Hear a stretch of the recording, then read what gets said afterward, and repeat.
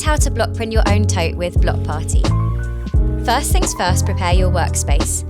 Choose a clean, flat surface and lay down an old tablecloth if you need one. Put some scrap paper inside your tote to stop ink from seeping through. Add some ink onto your acrylic ink plate and roll it out with the rubber brayer until it is nice and smooth.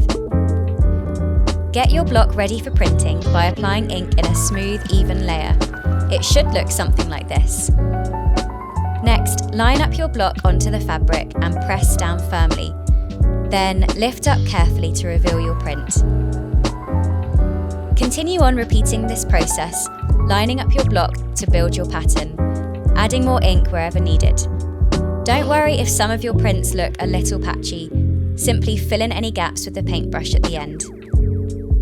To switch colours, give your ink plate roller and brush a quick wash and add your new colour to the plate. Roll out your new colour until it's smooth and even and repeat the process, applying ink to the block.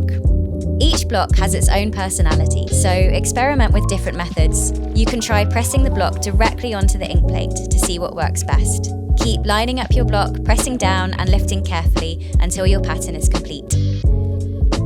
Let it dry completely, then wear and enjoy.